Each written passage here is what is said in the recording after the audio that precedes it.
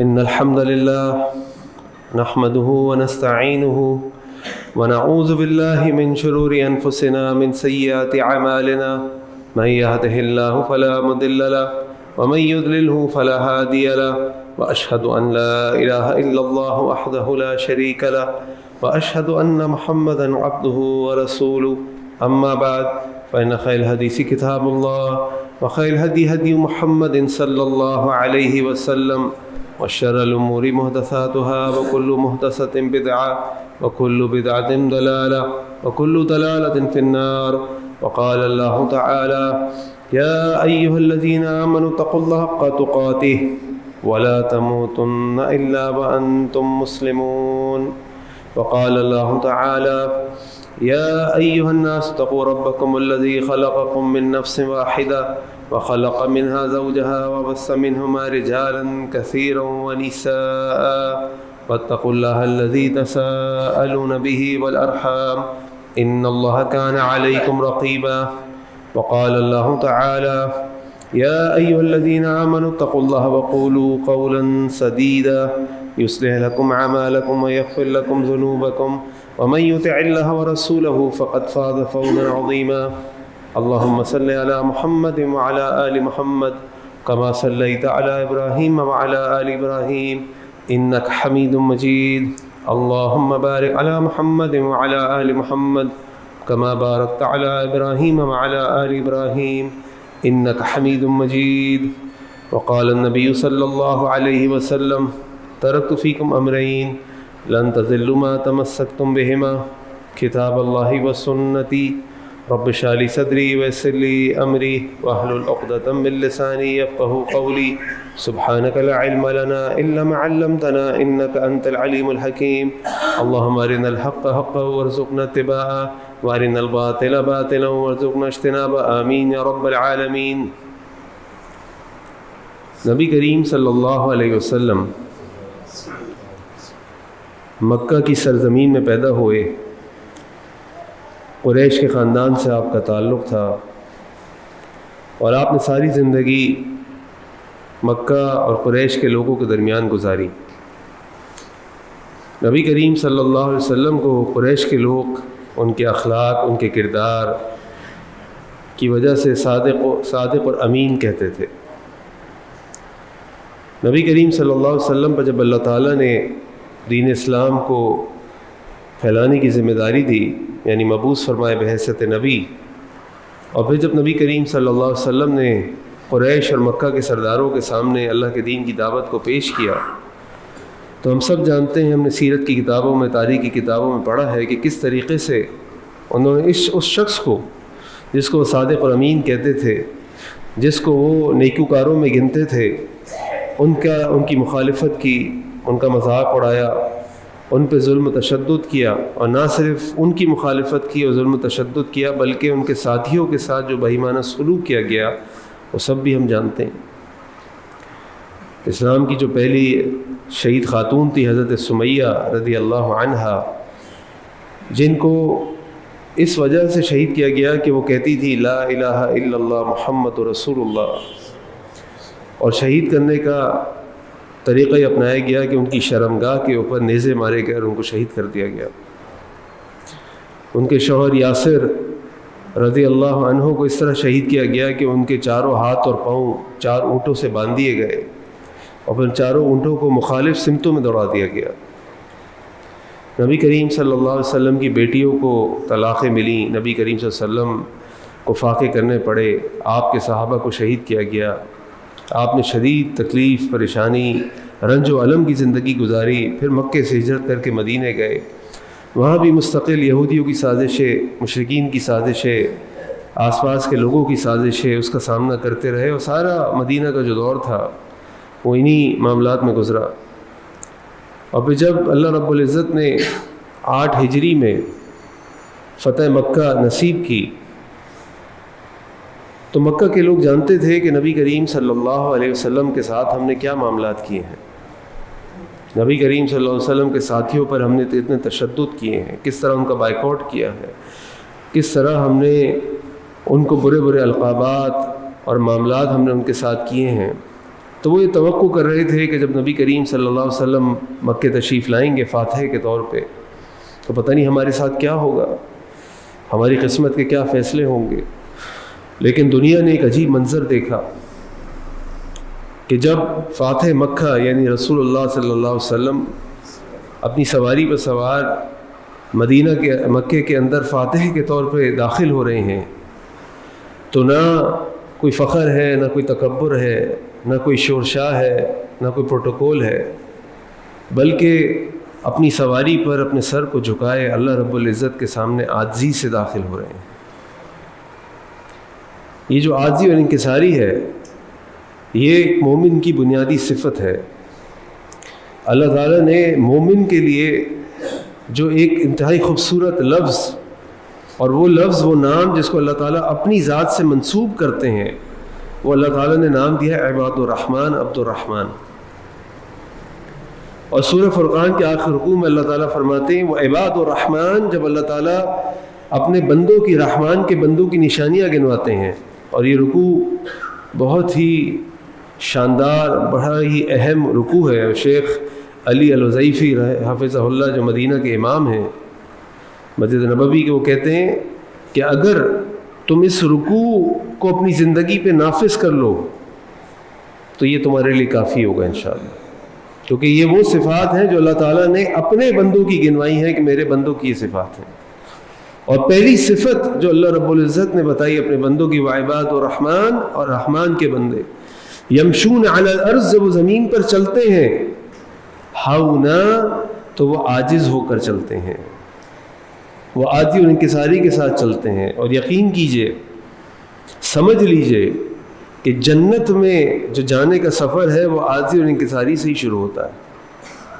اگر بندے کے اندر عاجزی اور انکساری نہ ہو تو پھر وہ اپنے گناہوں پہ توبہ نہیں کرتا بلکہ اپنے گناہوں پہ فخر کرتا ہے، وہ اللہ تعالیٰ کے احکامات کو بھی نظر انداز کر دیتا ہے بلکہ نافرمانی کرنے لگتا ہے، وہ اللہ کے بندوں کے ساتھ بھی اپنے معاملات کو خراب کر لیتا ہے، اور اپنے علاوہ تمام دوسرے لوگوں کے عیب ڈھونڈنے میں، ان کو ظاہر کرنے میں، اور اپنی اچھائیاں اور باتیں لوگوں کو بتانے میں لگ جاتا ہے۔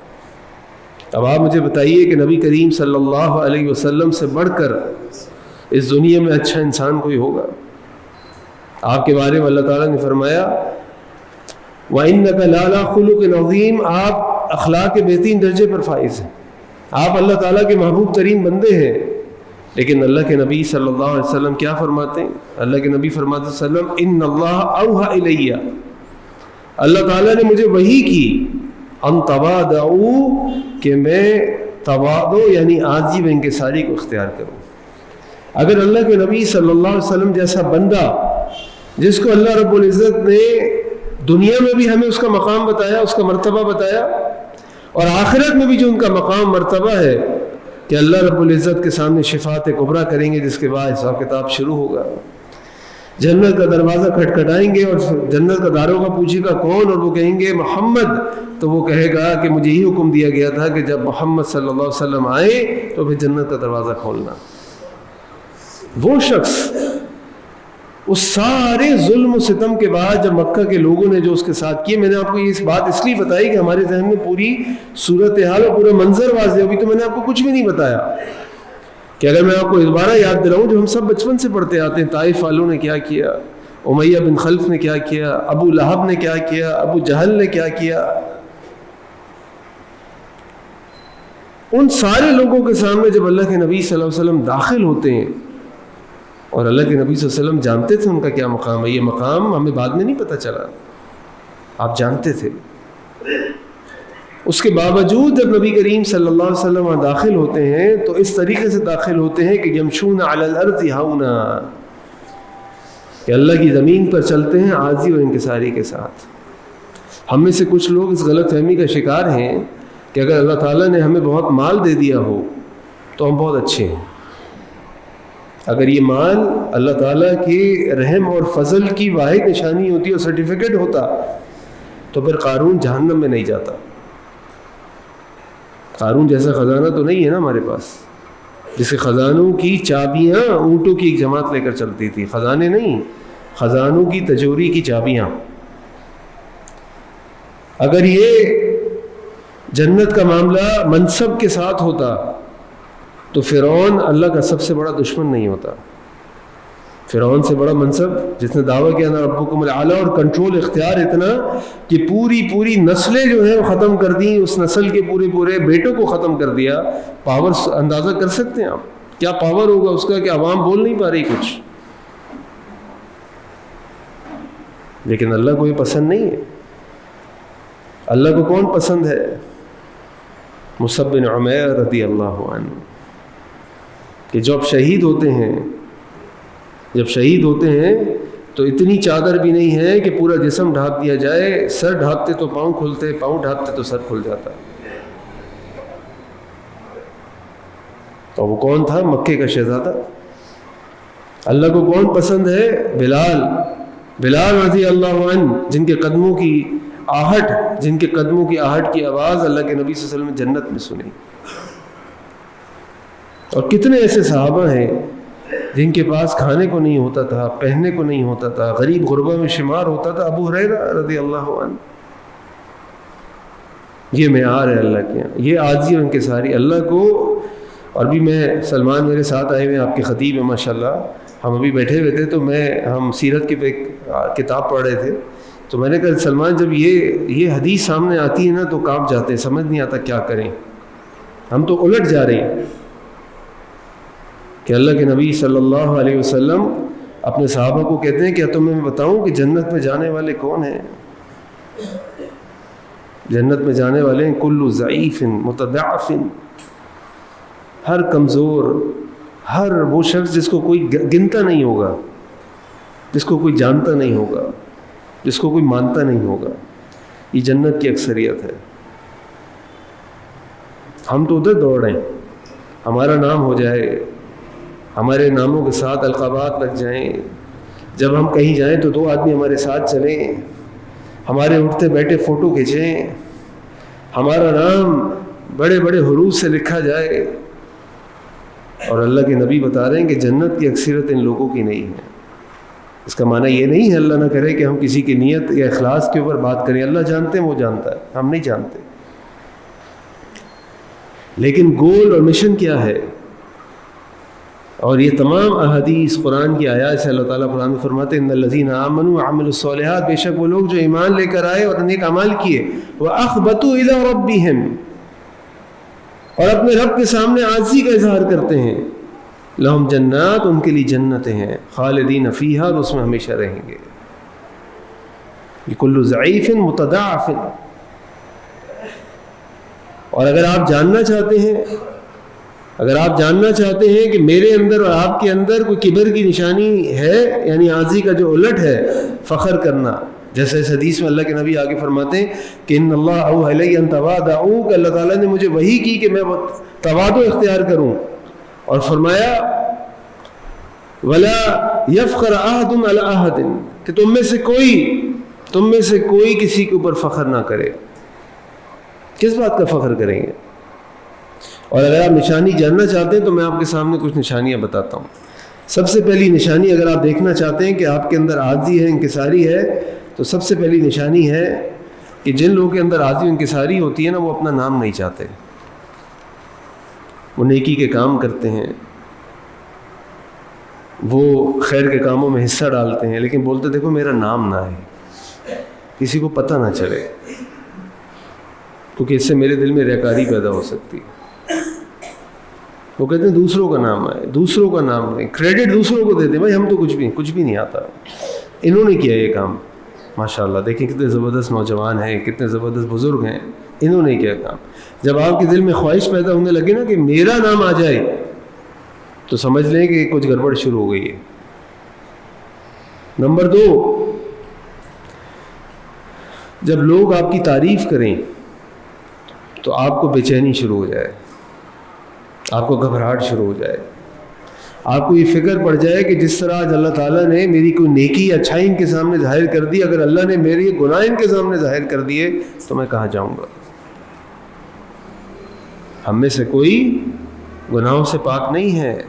اللہ کے نبی کی حدیث آپ نے فرمایا صلی اللہ علیہ وسلم کل بنی آدم خطاء، ہر آدم کی اولاد خطا کار ہے. کوئی ایسا نہیں ہے جو خطا کار نہ ہو. اگر آدم کی اولاد ہے تو گناہ ہوگا.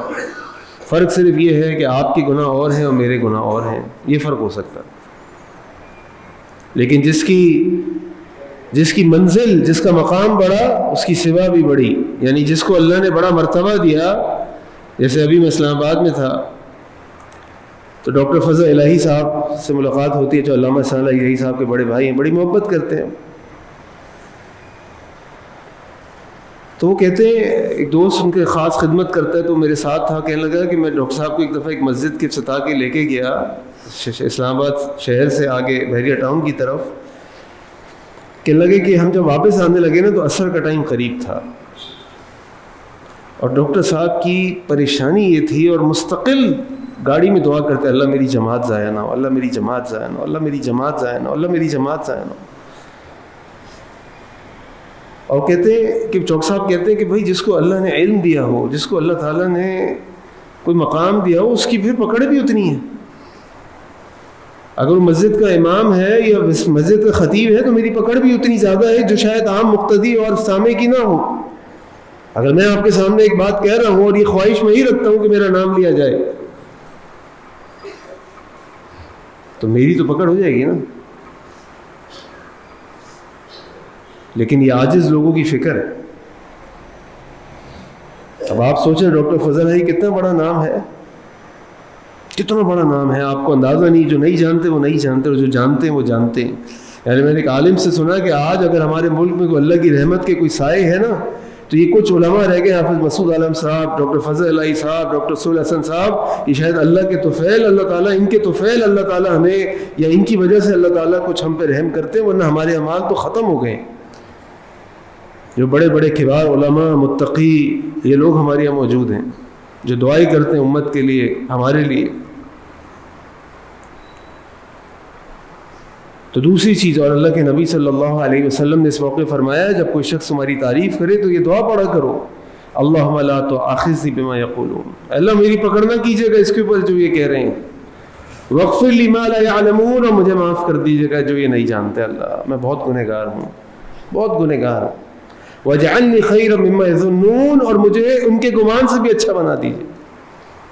یہ ایک مومن کے دل کی آواز ہوتی ہے, یہ اس کے زبان سے الفاظ نکلنے چاہیے جب کوئی اس کی تعریف کرتا ہو, جب کوئی اس کا ذکر کرتا ہو. اور تیسری علامت کہ اگر اللہ نہ کرے ہمارے دل کے اندر عاجزی کے بجائے تکبر ہے, وہ یہ ہے کہ جب انسان سے کوئی غلطی ہو جائے فوراً اللہ اور اللہ کے بندوں سے معافی مانگنے کو تیار ہو. اس کی زبان سوری, معذرت, عفواً کہنے میں اس کی زبان پہ چھالے نہ پڑتے ہوں. بھائی میں انسان ہوں, غلطی ہو گئی, آپ نے اچھا کام کیا, میں بھول گیا, معذرت میں آپ کو بتا نہیں سکا, معذرت میں ٹائم پہ نہیں پہنچ سکا, معذرت میں نے وعدہ پورا نہیں کیا, معذرت مجھ سے ٹائم زیادہ لگ گیا. کر لینا معذرت. اگر آپ عاجز ہیں, انکساری والے ہیں, آپ کو پتہ ہے آپ انسان ہیں, انسان فرشتے نہیں, تو غلطی کر سکتے ہیں, تو غلطی پہ معذرت کر لیجیے. معذرت کرنے میں کیا جا رہا ہے, غلطی ہو گئی, معذرت, سوری, اپولوجیز, معاف کر دیں بھائی, آپ نے اچھا وہ یاد دلا دیا, میں بھول گیا تھا. یہ تین علامات بڑی اہم علامات ہیں انسان کے اندر ہیں کہ نہیں. اللہ کے نبی صلی اللہ علیہ وسلم کی زندگی کو آپ دیکھیں تو آپ حیران رہ جائیں گے. اللہ کے نبی صلی اللہ علیہ وسلم کے بعد سلمان فارسی آتے ہیں, سجدے میں گر جاتے ہیں. آپ کہتے ہیں کیا کر رہے ہو, یہ مجھے یہود و نصاروں پہ مت لے کے جاؤ, ہم اب سجدہ نہیں ہے ہمارے یہاں. اللہ کے نبی صلی اللہ علیہ وسلم کو کوئی بھی شخص آتا, بات کرنے لگتا, آپ بات کر لیتے. مدینہ کے اندر ایک بچی جس کا ذہنی توازن خراب, اسے کہا اللہ کے نبی مجھے آپ سے بات کرنی, مجھے ٹائم دیجیے. آپ نے بتاؤ بیٹا کہاں بات کرنی ہے, وہ یہاں چلے میرے سے, گلی کے کونے پہ گئے, اس کی باتیں سنتے رہے. اب آپ سوچیے اللہ کے نبی صلی اللہ علیہ وسلم کے پاس کتنا ٹائم ہوتا ہوگا, کتنے مصروف آدمی ہیں وہ. ایک شخص آیا اللہ کے نبی صلی اللہ علیہ وسلم کے پاس, کانپنے لگا آپ کو دیکھ کر. آپ نے فرمایا حون الیک, بھائی آرام سے, کیا ہو گیا تم, میں بھی تمہاری طرح ایک عورت کی اولاد ہوں, وہ عورت جو روٹی کے سوکھے ٹکڑے کھاتی تھی, میں بھی وہی شخص ہوں, تو گھبراتے ہو. اللہ کے نبی صلی اللہ علیہ وسلم کے بارے میں آتا ہے کہ جب آپ نے صحابہ کے ساتھ بیٹھتے تھے اور باہر سے کوئی شخص آتا تھا تو پہچان نہیں سکتا تھا، وہ پہچان نہیں سکتا تھا کہ اللہ کے نبی ان میں سے کون ہے صلی اللہ علیہ وسلم۔ حضرت انس بن مالک رضی اللہ عنہ فرماتے کہ اللہ کے نبی صلی اللہ علیہ وسلم آتے تھے اور ہمیں منع کرتے تھے، میرے لیے کوئی کھڑا نہیں ہو، میں چاہتا تھا میں کھڑا ہوں لیکن میں صرف اس وجہ سے ان کے ادب میں کھڑا نہیں ہوتا تھا کہ ان کو پسند نہیں تھا کہ کوئی ان کے لیے کھڑا ہو۔ اور اس کے اندر ایک بڑا اہم نقطہ ہے اس بات کے اندر کہ اللہ کے نبی صلی اللہ علیہ وسلم کو لوگ پہچانتے نہیں تھے۔ کیوں نہیں پہچانتے تھے؟ اور اس کے لیے میں آپ کو اپنے ایک استاد کی بات بتاتا ہوں۔ میرے استاد نے کہا، وہ جامعہ اسلامیہ مدینہ کے فارغ، کہنے لگے کہ جتنے دن میں مدینہ میں رہا میں نے کبھی قمیص شلوار نہیں پہنا، ہمیشہ میں نے عربی لباس پہنا، اور جب بھی میں پاکستان میں رہا اس کے بعد یا اس درمیان تو کبھی میں نے عربی لباس نہیں پہنا، صرف پاکستانی لباس پہنا۔ کیوں؟ اس لیے کہ میں الگ نظر نہ ہوں، میں وہی لباس پہنوں جو عوام کا لباس، میرے لباس میں ایسی کوئی چیز نہ ہو کہ جو مجھے لوگوں سے ممتاز کرتی ہو، مجھے لوگوں سے الگ دکھاتی ہو، میرے مقام کو ظاہر کرتی ہو۔ میں بالکل عام لوگوں کی طرح عام لوگوں میں رہنا چاہتا ہوں۔ اچھا، اس میں کوئی مسئلہ نہیں ہے کہ اگر کوئی شخص یہاں پہ عربی لباس پہن لے اور وہاں پہ قمیص شلوار پہن لے، اس میں کوئی مسئلہ نہیں ہے، لیکن ان کے اندر جو عاجزی، وہ مجھے حدیث پڑھا رہے تھے تو جب وہ پڑھا رہے تھے اس میں انہوں نے ذکر کیا، اور یہ بتانے کے لیے، ظاہر کرنے کے لیے کہ عاجزی اختیار کرو، عاجزی لوگوں کے درمیان اپنے آپ کو ایسا نہ بناؤ کہ میں الگ نظر آؤں، لوگوں سے ممتاز نظر آؤں، کیونکہ فرق بات صرف اتنی ہے کہ میرے گناہ اور ہیں، آپ کے گناہ اور ہیں، گنہگار تو دونوں ہیں، اور دونوں اللہ کی رحمت کے محتاج ہیں۔ کوئی ایسا نہیں ہے جو اللہ کی رحمت کا محتاج نہ ہو، سب اللہ کی رحمت کے محتاج ہیں۔ اب سوال یہ پیدا ہوتا ہے کہ اپنے اندر عاجزی کیسے پیدا کریں؟ تو اپنے اندر عاجزی پیدا کرنے کے لیے کچھ چیزیں علماء نے جمع کی، میں آپ کے سامنے رکھتا ہوں۔ سب سے پہلے تو اس کبر، تکبر کے گناہ کو سمجھیں۔ اللہ کے نبی کی حدیث صلی اللہ علیہ وسلم کہ اللہ تعالیٰ تکبر کرنے والوں کو قیامت والے دن چھوٹی چھوٹی چیمٹیوں کی شکل میں بنا دے گا، پھر ان کے اوپر ذلت اور رسوائی چھا جائے گی، پھر ان کو بولس نامی قید خانے کے اندر ڈال دیا جائے گا، اور پھر ان کو جہنمیوں کی پیپ، طیبۃ الخبال جہنمیوں کی پیپ ان کے منہ میں ڈالی جائے گی، ان کی پیاس اس سے بجھائی جائے گی۔ یہ مسند احمد کی روایت ہے۔ قیامت والے دن تکبر کرنے والوں کا یہ حشر ہوگا۔ اللہ کے نبی صلی اللہ علیہ وسلم کی طرف سے حدیث قدسیہ فرماتے ہیں کہ یقول اللہ تعالی، اللہ تعالیٰ فرماتے ہیں کہ یہ کبر ہے نا، یہ میری چادر ہے، جو اس چادر کو مجھ سے چھیننے کی کوشش کرے گا قذفتہ فی النار، میں اس کو جہنم کی آگ میں ڈال دوں گا۔ کبر صرف اللہ رب العزت کو لائق ہے، اسی کو ساجتا ہے، ہمیں نہیں ساجتا ہے، ہم اس قابل ہی نہیں ہیں۔ ہمارا تو ابھی کہنے کی بات ہے کہ اگر پیشاب بند ہو جائے تو ساری دنیا دینے کو تیار ہو جائیں گے۔ ابھی ایک انگلی کا ناخن اکھڑ جائے، پورا جسم تپنا شروع ہو جائے گا، چیخیں نکلنی شروع ہو جائیں گی، ہم کسی سے بات نہیں کریں گے، کسی کو قریب نہیں آنے دیں گے۔ کیا طاقت ہے ہمارے اندر، کس چیز کا کبر ہوگا، کس چیز کا فخر ہوگا۔ ایک چیمٹی بھی کاٹ لینا تو اس سے بھی بندہ بخار میں آ جاتا ہے اور چیخنے تڑپنے لگتا ہے۔ کیا کم طاقت ہے ہمارے اندر۔ نمبر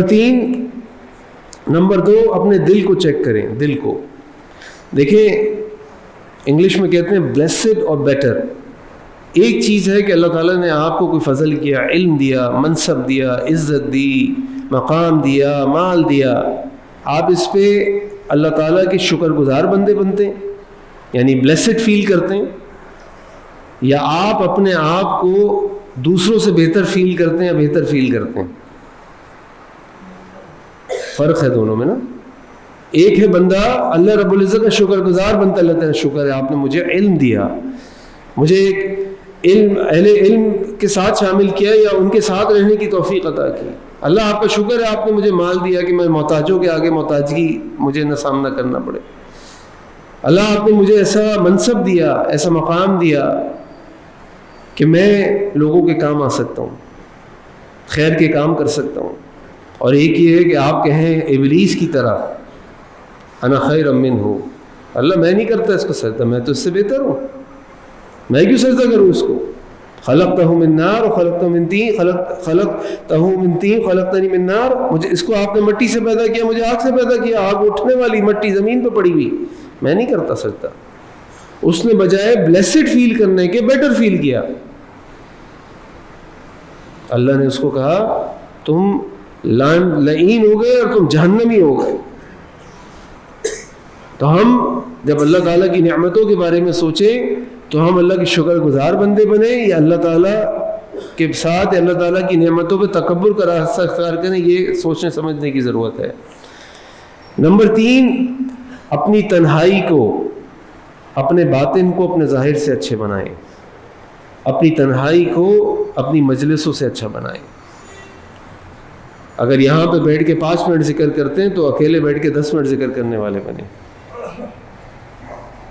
اگر یہاں 10 منٹ تقریر کرنے کا شوق ہے تو آدھے گھنٹے کم از کم گھر پہ مطالعہ کیا کریں.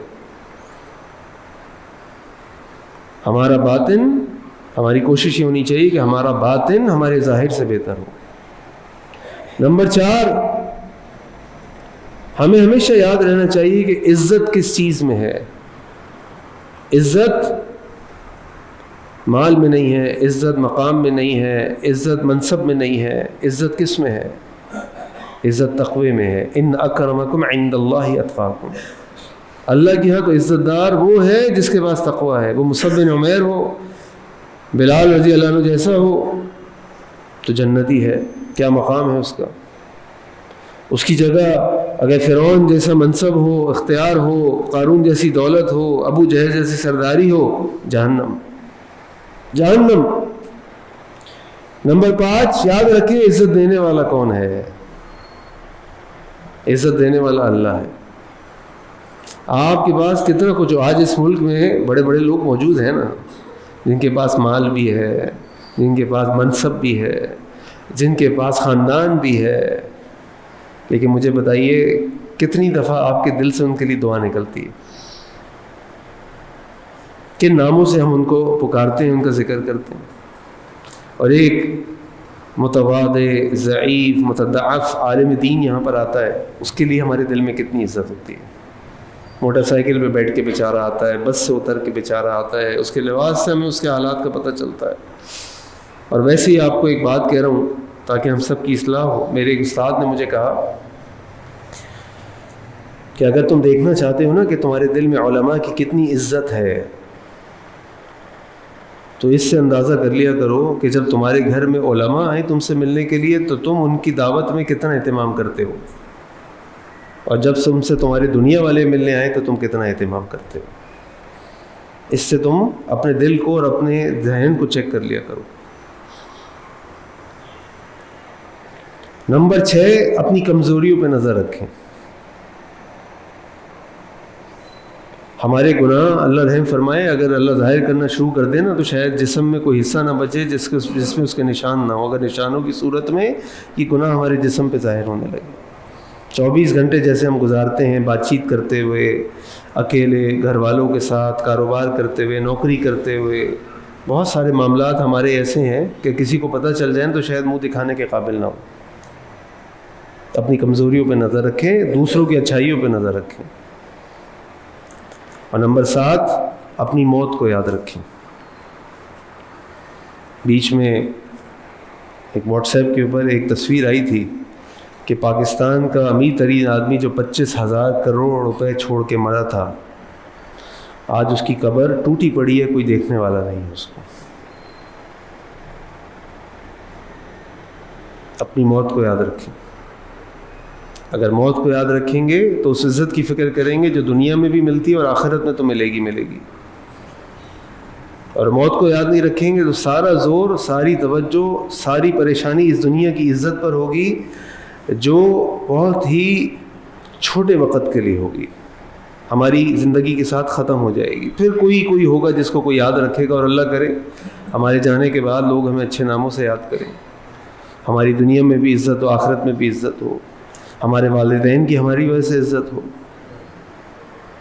ہمارے والدین کی ہماری وجہ سے عزت ہو. اللہ تعالیٰ سے دعا ہے کہ اللہ تعالیٰ ہم سب کو نیک صالح بنا دے. اللہ تعالیٰ سے دعا ہے کہ اللہ تعالیٰ ہمیں عظیم انکساری والا بنا دے. آخر دعوانا ان الحمد للہ رب العالمین.